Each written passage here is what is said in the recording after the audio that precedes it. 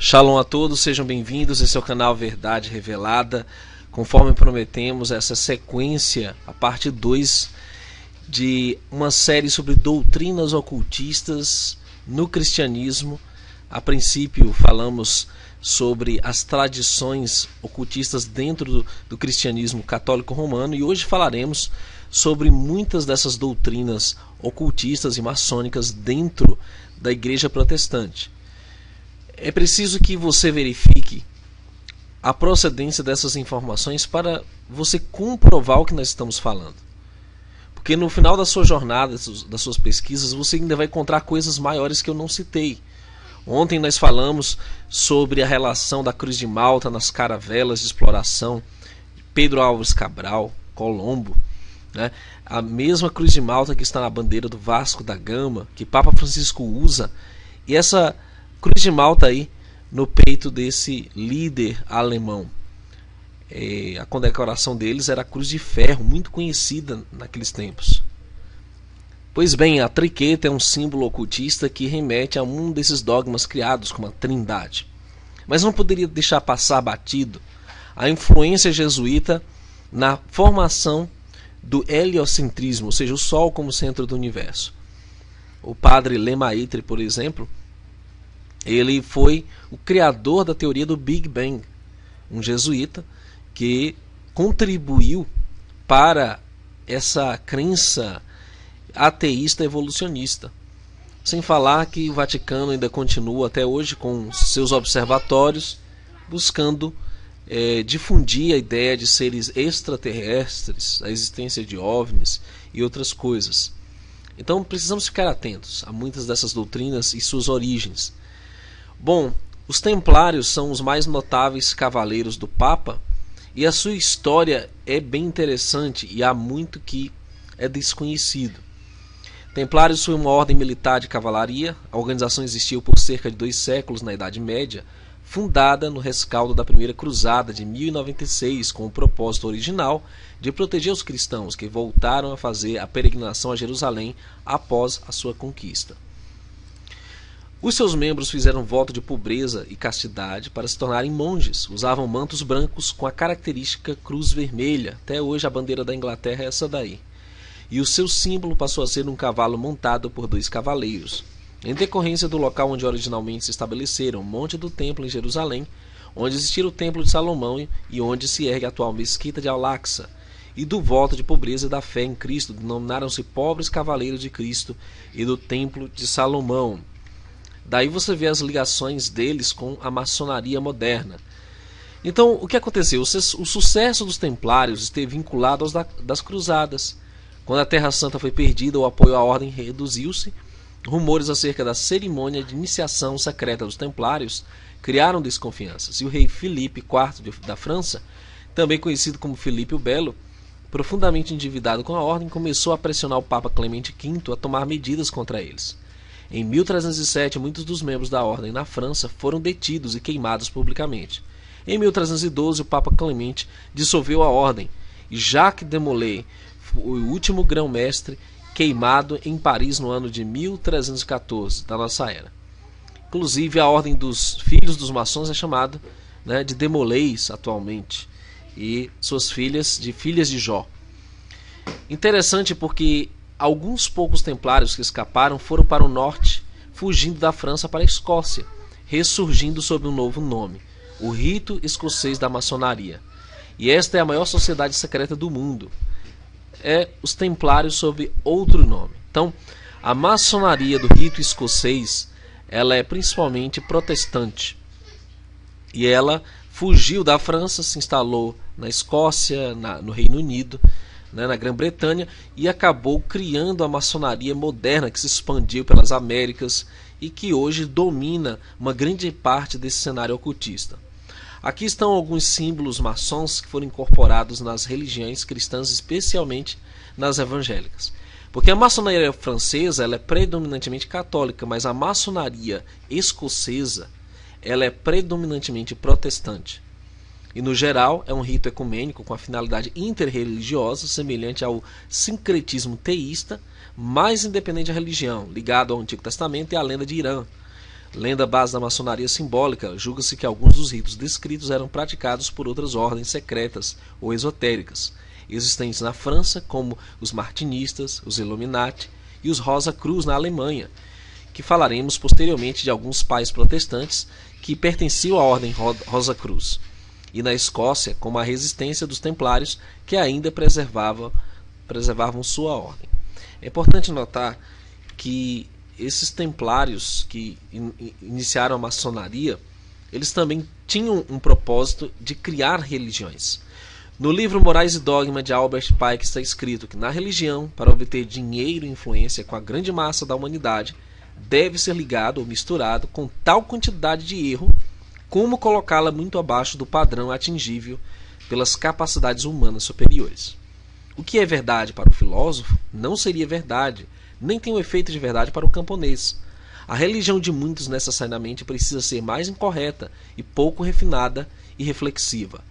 Então, baseado nisso, a maçonaria criou diversas religiões, principalmente protestantes, e o objetivo deles é manter as pessoas aprisionadas no erro e na mentira. Mas para isso eles têm que misturar algumas verdades, e para isso eles detêm documentos, detêm informações importantes, a qual eles utilizam para alcançar certos grupos de pessoas a fim de condicioná-los numa doutrina errônea dentro de uma religião e mantê-los enganados ali. Aqui estão alguns símbolos da maçonaria, como a cruz com a coroa, esse triângulo, a colher de pedreiro, né, o símbolo do esquadro do compasso com um G no centro. Tudo isso está incorporado nas religiões. Você pode observar aqui, por exemplo, a cruz e a coroa, que é muito presente nos testemunhos de Jeová, a torre, outro símbolo templário. Nós temos o brasão aqui de várias das religiões anglicanas, calvinistas, presbiterianas. Você tem aqui o símbolo da Igreja Assembleia de Deus, que é o Mzinho aqui da maçonaria. Você tem Rosa Cruz, símbolo do movimento luterano. E você tem o símbolo da Igreja Adventista, que forma um triângulo, né, o símbolo atual. E uma cruz invertida, por sinal. Pois muito bem. O sacerdote que pôs em marcha a reforma protestante, no caso Martinho Lutero, é mostrado nesta imagem do Christian News, uma publicação periódica luterana, fazendo um sinal maçônico, que é a mão no peito, né, que é um símbolo de reverência. Uma publicação periódica, e o mesmo jornal luterano tem em seu cabeçalho, página 1, selos luteranos com design Rosa Cruz. Rosa Cruz é uma ordem ocultista que se equipara também à maçonaria, mas uma ramificação ocultista protestante. E de fato, Lutero foi um Rosa Cruz, sinais maçônicos e apertos de mão comparáveis àqueles dos Rosa Cruzes. Christian Notice, dia 18 de fevereiro de 2013. Então eles assumem que Lutero era Rosa Cruz. Ele foi iniciado. Tudo o que ele fez foi parte de um plano para dividir e conquistar o cristianismo. Finalmente, no meu tempo, ele escreve: foram expulsos de Ratisbona, Magdeburgo e de muitos outros lugares um judeu, um coração judaico. São tão duros como madeira, pedra, ferro, como o próprio diabo. Em suma, são filhos do demônio, condenados às chamas do inferno. Os judeus são pequenos demônios destinados ao inferno. Isso são palavras de Martinho Lutero, que era antissemita. E esse antissemitismo inspirou vários desses pais protestantes, né? Eles não eram santinhos, como a história afirma. Todos eles tinham envolvimento com o oculto, eram antissemitas, e você vai ver onde vai levar essas ideias deles. Ele escreveu: queime suas sinagogas, negue a eles o que disse anteriormente, force-os a trabalhar e trate-os com toda sorte de severidade. São inúteis, devemos tratá-los como cachorros loucos, para não sermos parceiros nas suas blasfêmias e vícios, e para que não recebamos a ira de Deus sobre nós. Eu estou fazendo a minha parte. Então veja, claramente Martinho Lutero era um perseguidor do povo de Israel, no caso o povo judeu. Resumindo, caros príncipes e nobres que têm judeus em seus domínios, se este meu conselho não vos serve, encontrai solução melhor para que vós e nós possamos nos ver livres dessa insuportável carga infernal, os judeus. Aqui estão as referências abaixo, onde você pode encontrar essas citações, principalmente no livro dele, concernente aos judeus e suas mentiras. Muito bem, a teologia da substituição ela foi propagada e fomentada no meio protestante por Martinho Lutero, principalmente. O que é a teologia da substituição? Ela ensina que a relação de Deus com os cristãos no Novo Testamento é a substituição ou a realização da promessa feita aos judeus ou aos israelitas. A expressão bíblica desta relação de Deus com as pessoas é chamada de aliança, o que torna o ponto de disputa da teologia da substituição a ideia de que uma nova aliança com os cristãos e a igreja cristã teria substituído ou completado a aliança mosaica, ou a Torá, com os israelitas. Uma questão central na teologia da substituição é como e em que medida a ética da aliança mosaica foi colocada de lado ou mesmo completamente abolida pela nova aliança. Então, quando você ouve pessoas dizendo que os judeus foram rejeitados, que a lei foi abolida e que Israel não é mais a terra prometida, é porque você está participando de uma doutrina ocultista de Martinho Lutero. Essa ideia foi primeiramente fomentada pelos pais da igreja, como Inácio de Antioquia, conforme mostramos, e por outros, Orígenes e outros pais da igreja, mas foi realmente incutida no protestantismo pelo pai do protestantismo, que é Martinho Lutero. Então você observa como os erros vão evoluindo a ponto de chegar nisso aqui, ó. Punitivo é representado por teólogos como Hipólito de Roma, Orígenes e Lutero. Representa o ponto de vista de que os judeus que rejeitam Jesus como Messias estão consequentemente condenados por Deus. Ao ver deles, são todos os judeus que rejeitaram o Messias, perdendo assim a promessa que lhes fora feita sob a aliança mosaica. Quando você vê a evolução da teologia da substituição, que foi fomentada pelo padre Francisco Ribeira primeiramente, Manuel Lacunza, que ensina o quê? Já que os judeus eles estão fora da jogada final nas profecias, então você não deve enxergar Israel nas profecias e somente, sim, a igreja cristã. Então o que acontece? Baseado nessa ideia, Edward Irving, posteriormente Charles Darby, eles criaram a doutrina dispensacionalista, que é o quê? Nós estamos numa nova dispensação, a igreja é a única detentora dessas promessas, e que a igreja é uma coisa, Israel é outra.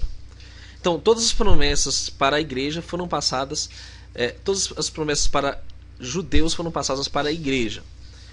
Depois ela foi elaborada por Clarence Larkin e Cyrus Scofield, que lançou uma Bíblia chamada Bíblia de Scofield, que era a Bíblia utilizada na maioria dos seminários teológicos, que preparava pastores para ensinar essa doutrina dispensacionalista, que também afetou profundamente o entendimento escatológico, ou seja, o entendimento das profecias finais da Bíblia.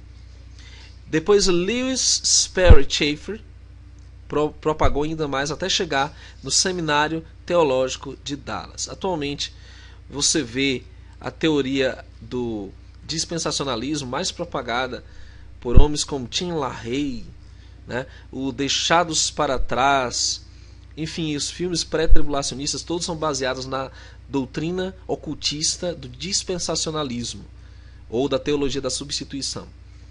E essas bases do engano criaram o rapto secreto, onde a igreja será levada.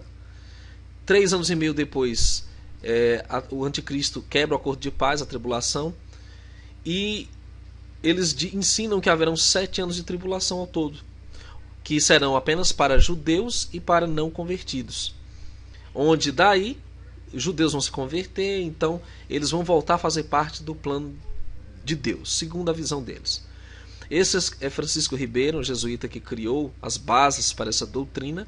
Esse é Nelson Darby, você vê o semblante dessas pessoas, eles eram ocultistas, claramente. Essa é Margaret MacDonald, que disse ter visões do arrebatamento secreto, que não consta na Bíblia, uma doutrina nova do século passado. E Cyrus Scofield, o homem que propagou essa doutrina em sua Bíblia, Scofield, para todos os seminários teológicos cristãos evangélicos. O dispensacionalismo é uma doutrina teológica com repercussões na escatologia cristã, como já falei, no entendimento das profecias, pois afirma que a segunda vinda de Jesus Cristo será um acontecimento no mundo físico, envolvendo o arrebatamento pré-tribulacionista e um período de 7 anos de tribulação, após o qual ocorrerá a batalha do Armagedon e o estabelecimento do reino milenar de Jesus Cristo na Terra. Engraçado, o termo dessa doutrina é arrebatamento secreto, o Secret Rapture, uma alusão ao ocultismo, a essa maneira secreta da vinda de Cristo, como não tendo uma vinda gloriosa, audível, visível, como está nas Escrituras, mas uma vinda sutil, e como eles utilizam textos para fazer essa alusão, ladrão da noite, se referindo à maneira invisível que o Messias vai vir. Ora, o ladrão da noite se aplica à maneira súbita, repentina, e não a uma maneira invisível da vinda do Messias.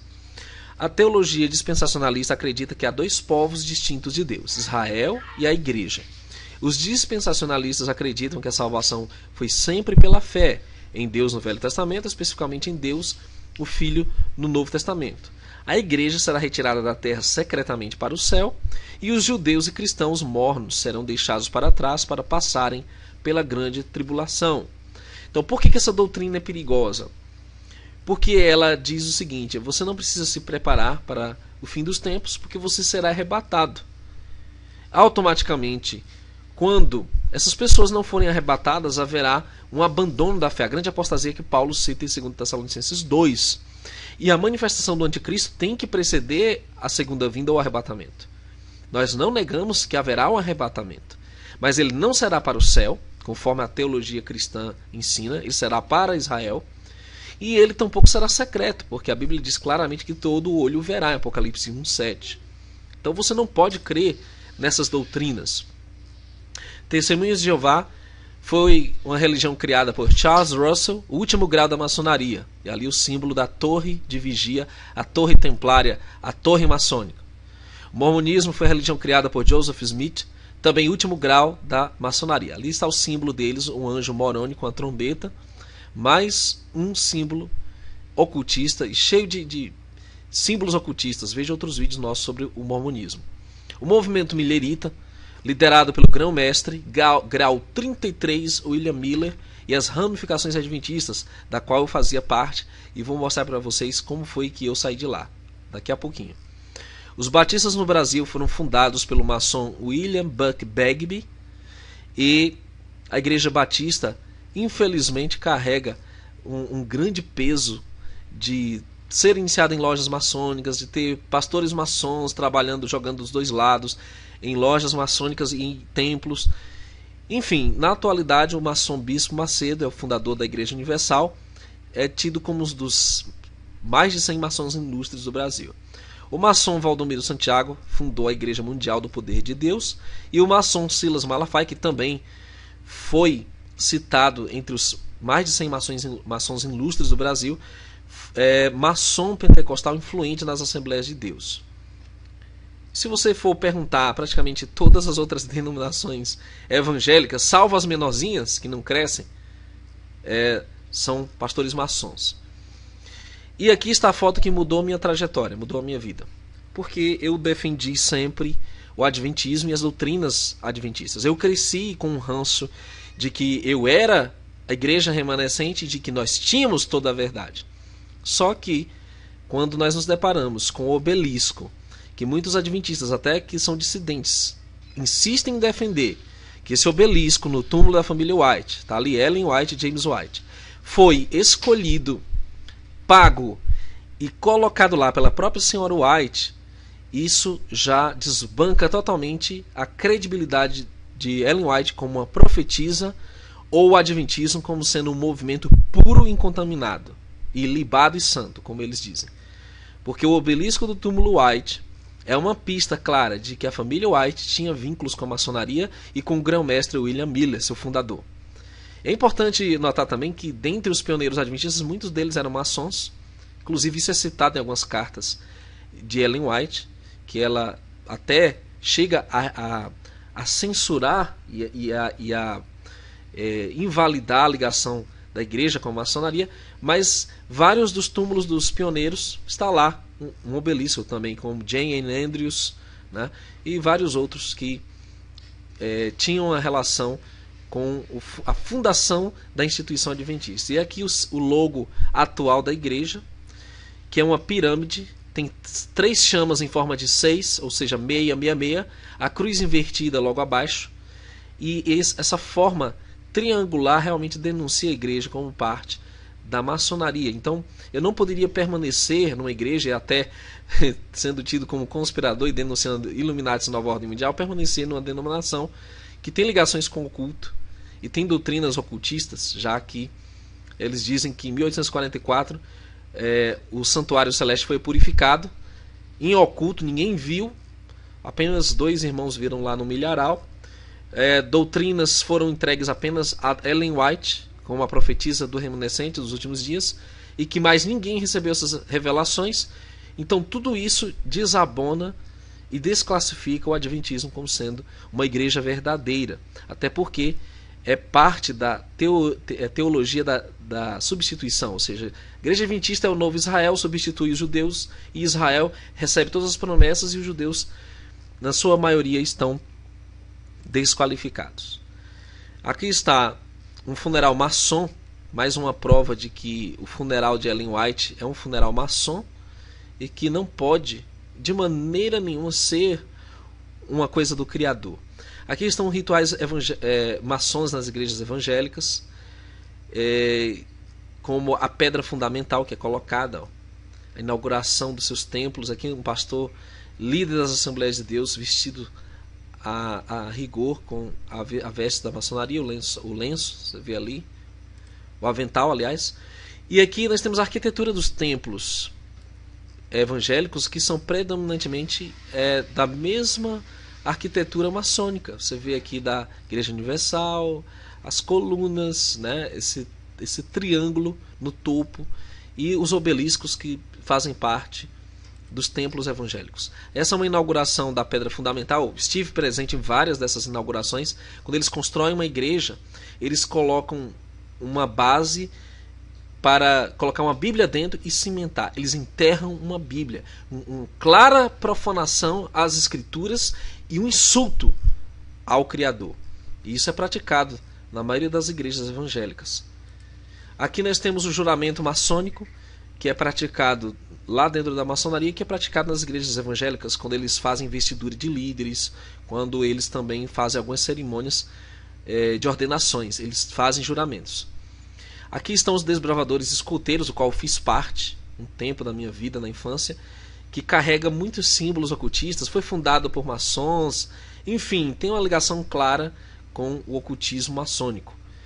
Finalmente, queridos, qual a resposta? Qual a saída de todas essas religiões, o engano dessas religiões? É a restauração das 2 casas de Israel. Nós temos que entender que Israel sempre foi e será o projeto do Criador para resgatar a humanidade. E Israel não é só composto por judeus. Judeus são uma tribo. Sabemos que são 12 tribos no total. Elas são chamadas de Efraim, as tribos perdidas. São pelo menos 10 tribos que se perderam, se espalharam entre as nações, e o profeta Ezequiel diz que farei deles uma só nação na terra, nos montes de Israel, e um só rei será rei de todos eles. Esse é o Messias que está vindo reunir os perdidos de Israel, juntamente com os judeus que o aceitarem.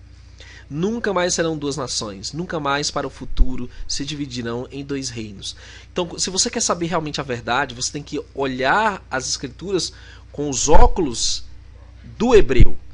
Não com os óculos de Lutero, não com os óculos do Papa de Roma. Você tem que interpretar a Bíblia como os profetas, que eram hebreus, interpretaram. Como os discípulos, que eram todos hebreus, também interpretaram. Que o Criador te abençoe e te guarde, que Ele te ilumine no caminho nessa redescoberta da verdade, que você possa se afastar de todo esse ocultismo e paganismo das religiões. Que o Eterno te abençoe. Mais uma vez, shalom, shalom, até o próximo vídeo.